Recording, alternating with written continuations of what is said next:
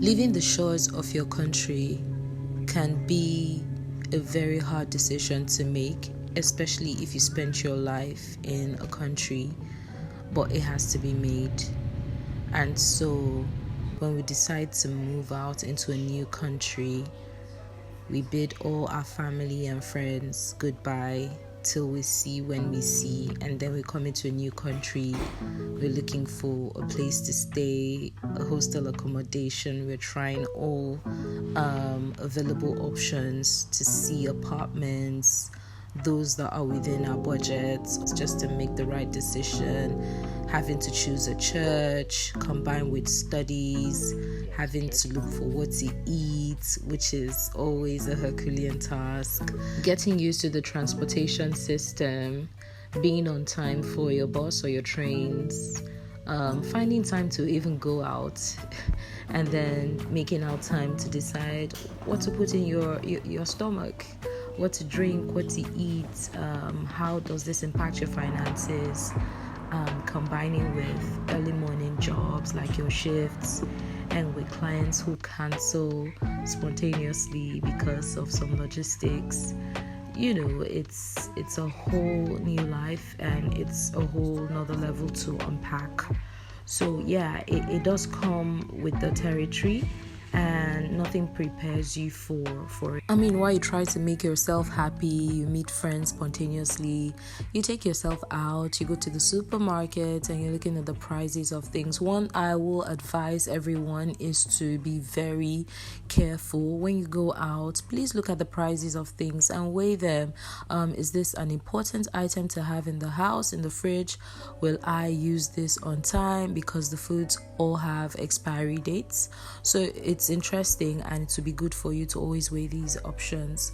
So yeah, finding that time, and also to meet up with friends and just hang out and just have fun, because it's already stressful, very, very stressful. So you just have to find the balance where you have to unpack, unwind, and relax.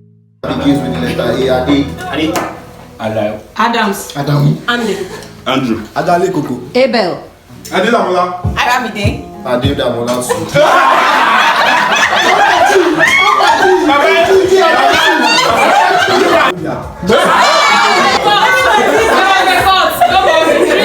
This sweet, the chocolate, this sweet. Hello. You're welcome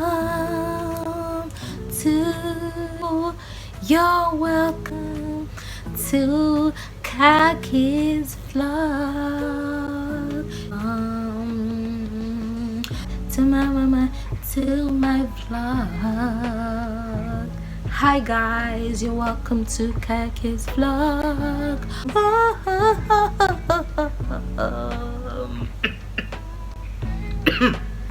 You're welcome to Kaki's vlog. Hi guys, you're welcome to Kaki's vlog. Hi guys, and you're welcome to Kaki's vlog.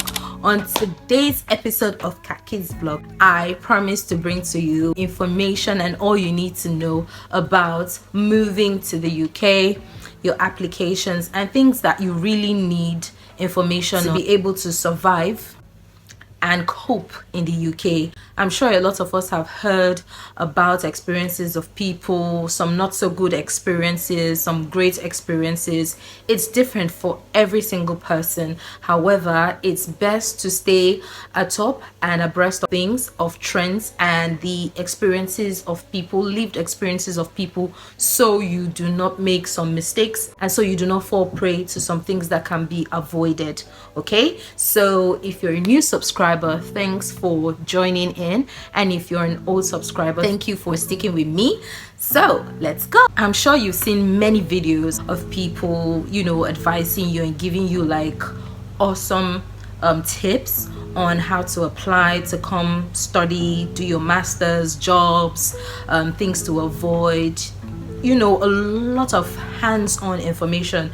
Fantastic information. However, I believe that there is nothing like too much information as regards things like this surrounding moving, accommodation, schools, applications, things to watch out for. I'm going to give you my own experience and I'm going to make it as personal as possible so you understand that this is not something they just say. This is something that is real. These are things that actually happen, and so do not get deceived when someone is telling you, oh, it's all rosy, when you just come.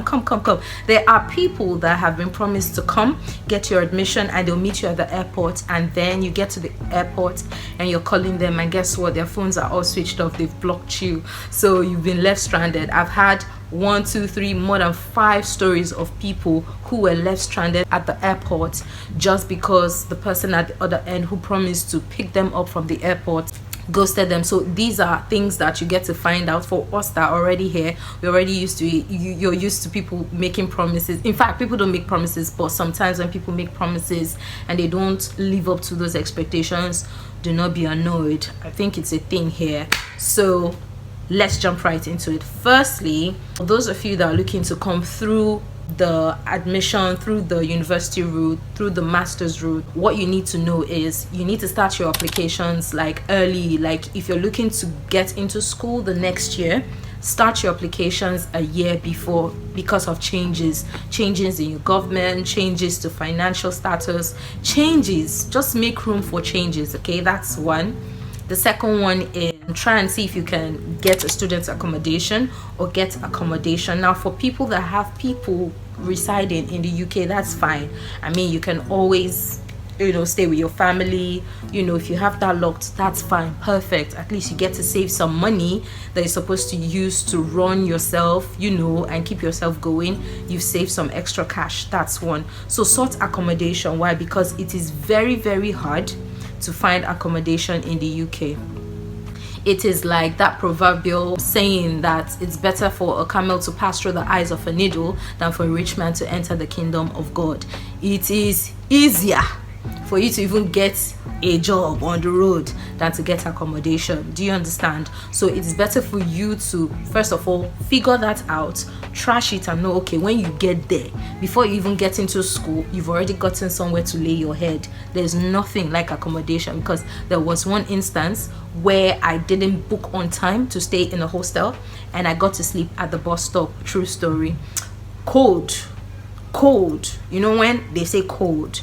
In fact, I landed at the hospital the next week. So you do not want to be in that situation where you're stranded, you're calling people and people are saying, oh, I'm sorry, I can't help you, no, this is not a good time. You don't want to be in that situation, my brother and my sister. So just look for a way to sort it out. Okay, so once you're done, you've gotten your admission, you've gotten your CAS, you've done your post-interview or pre-interview, you don't know what I'm talking about. You've done that, you've gotten the CAS, you've made your installments, 20%, 50%, it depends on the schools. Also, before you start making your admission process, please try to research the schools. If you know that you don't have owo inside your pockets, please avoid London schools. Any school in London, avoid them. Go into schools that are in the north, schools that their school fees are not so exorbitant or expensive, schools where their payment plans are very affordable and reasonable, schools where even as a student you work 20 hours, you can afford to make installmental plans and payments into the school. Look for schools like that. I'm saying it again, do not go into schools without researching them. Research your course, study the course, try to understand what your course is about, because for some schools that is a prerequisite to you landing your CAS. You need to know what the master's is for. You need to know what the course module is. You need to understand the career opportunities that are there for you. Please research this, research the tuition fees, research if you can get a scholarship. If it's £2,000, £3,000, that's still something.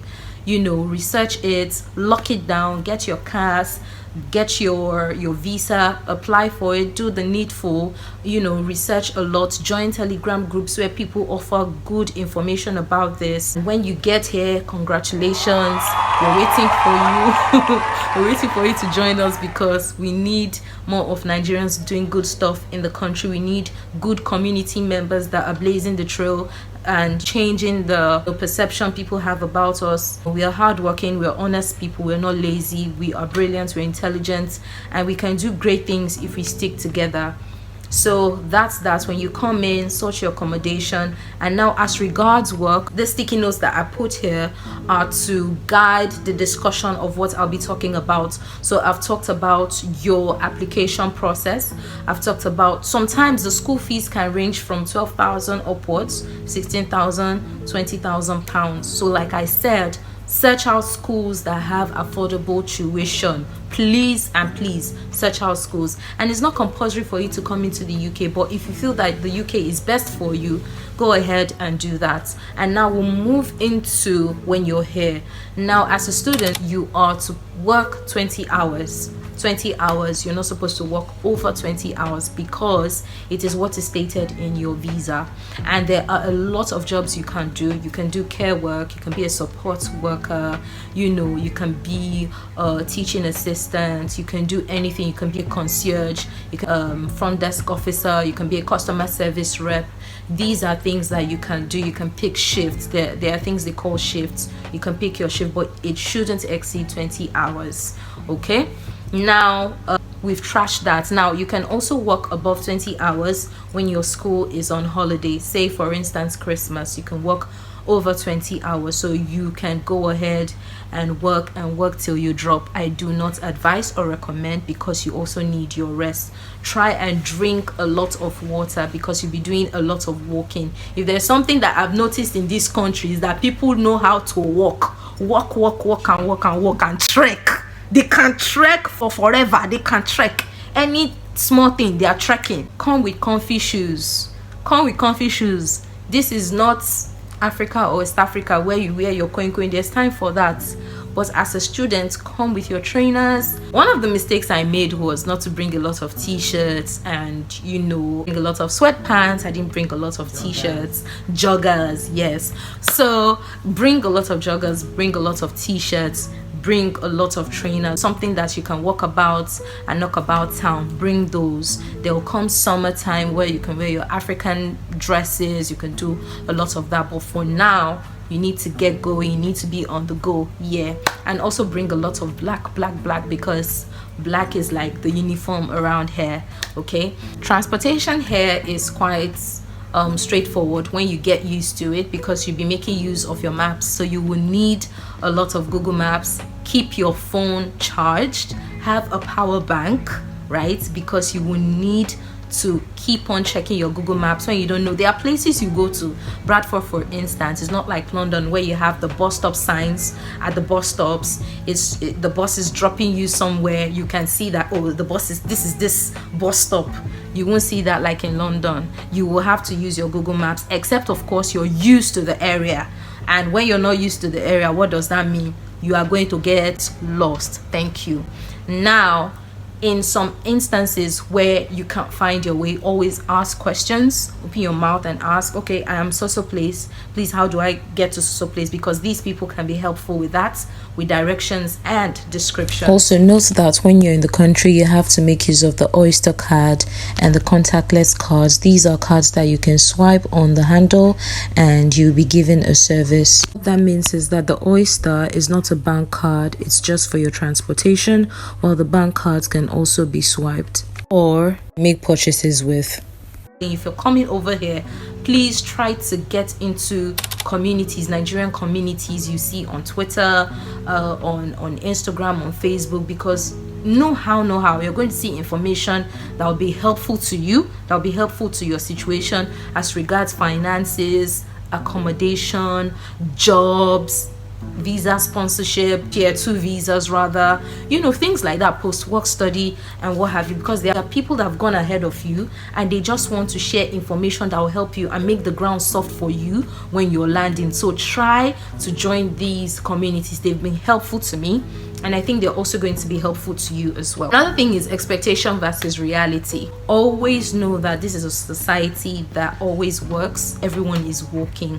Like someone in their 60s is still working, someone in their 70s is still working. You will see a lot of that. A 60-year-old woman is standing by the supermarket and she's opening the doors for you, or she's a shop attendant. people are working constantly, and so when you're coming, have that at the back of your mind that this is a society that runs on a working population. So when you come, you understand better when some of our uncles and our aunties will send us a quid and you're like, what is this, or you appreciate it better when people here complain that, oh, they work Sundays, they work. Another thing is, for some of us who were raised in the church, we need our fire churches. It is hard getting such churches, because you have to travel quite a distance. It depends on where you're located. You have to travel quite a distance to get to that church. Some of us are fire. Sometimes it will be hard for you to get such churches, and so settling down into a home church can be difficult. Regardless of the situation, you can pray on your own, pray for God to lead you to a good home church that can grow you spiritually. There are many jobs you can do, and there are many apps you can sign on to. One of such apps is Indeed Flex. Now, Indeed Flex works here very well. You see a lot of jobs. You'll be required to sign in, put your details, and you start picking shifts and picking gigs. You look at the hours, you look at the days that are favorable to, and then you pick your shifts. Another thing is, when you get here, try as much as possible to be fast with creating a bank account. There's Lloyds Bank, there's Santander. The one that is quite popular is the Lloyds Bank for students. There's Barclays Bank.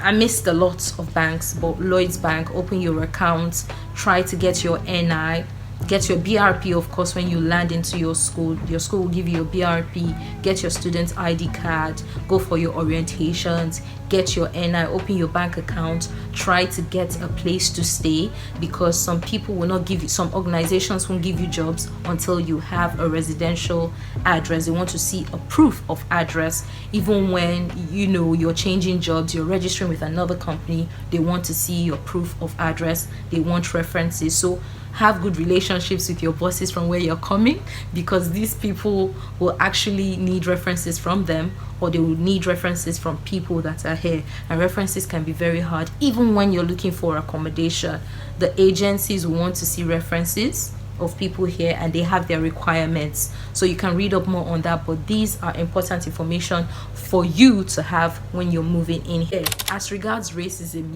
there is some systematic racism going on here as well. I had my first encounter with a racist when I went to the train station. I was rushing for my shifts, and as I was at the train station, I was like, let me take a train rather than take a bus, because they were doing a lot of walks on the roads in London. And so I was there, I was like, is this train running? I can see this, but can you help me with information? And the guy was just looking at me, so I felt maybe he was not feeling well or something. And then a bunch of school kids came and made a request for him, and he put on the mic and he answered them, and that it just sent me. I was like, oh my god, so you're actually okay, so you're feeling fine, and you refuse to answer me. You are need. I gave him a wash down. It's like all the frustrations I had since I came into this country, I just baptized it on him that day. By the time I finished, I came the next day, and I saw another person on that seat. I was like, a colleague of yours did this and did that, write his name down. If I had seen him I took it personal, and that's racism, because you're not attending to me. Why? Because I'm black, but you attended to school kids who are white, so it was clear as day. So of course, if you're observant, you see these things being manifested. You see it being manifested a lot. Why are Nigerians moving? Nigerians are moving for obvious reasons. We are moving for obvious reasons. Okay, I'll touch briefly again on cultural differences. There's something they do here. They're always asking, are you alright? Are you alright? Well, I think it's a thing with them where they ask, are you alright? Are you alright? Like, even when you're not alright, are you alright? I feel they do this too much. You can be on the road, you can be in the bus, you can be in an office, and someone goes like, I find it weird. I don't know if it's just me, but I find it weird. But what else is reality is there's no free food anywhere. Be prepared for anything, for whatever. Sometimes if the offer looks too good to be true, please and please speak out to people do your findings, try to understand if this offer makes sense. Try to ask people you trust and you look up to, because sometimes when an offer is too good to be true, you're like, should I grab it? Should I, you are conflicted. You're trying to understand what is going on here. Always speak out. And there are times where the place you're staying, such as the accommodation you have, the landlords, especially for those who live with landlords and landladies, it can be a tumultuous time for some, and it could be a time of refreshing for some. Experiences differ, to be honest. There are some landlords that are unreasonable. When I say unreasonable, such as landlords telling you that the food you're cooking is making them have asthmatic attacks. Yes, we have such landlords. We have such landlords that will tell you that your footsteps is causing them to hallucinate. We have such landlords. So be prepared for whatever. And this thing I'm saying, please and please don't take it personal, is one of those things. If you can't stay, please move, at least for your mental health. In general, it is a wholesome experience. One thing that has helped me is the community, the close-knit community of friends turned sisters and brothers that I have. They helped me to settle in fine. And this video is also saying thank you. Thank you, Deborah. I'm going to call out their names. Thank you, Deborah. Thank you, Vivian. Thank you, Fashola. Thank you, Yemi. Thank you, Adetutu. Thank you, Vivian Wakama. Thank you, Auntie Christy. Thank you, Lanre Akinyemi. Thank you, Ayo. God bless you.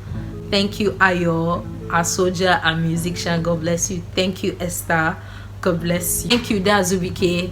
Thank you, Alexander. Thank you, Jason. Thank you, Tokwe. Thank you, Toby Amodu, Yemi, and Adegoke. Thank you, Uncle Bolaji. Thank you, Vera James. Thank you, Okoro. Thank you, Pat Amadi. Thank you, Xavier Igoroje. Thank you, Kene Ugo, Chairman.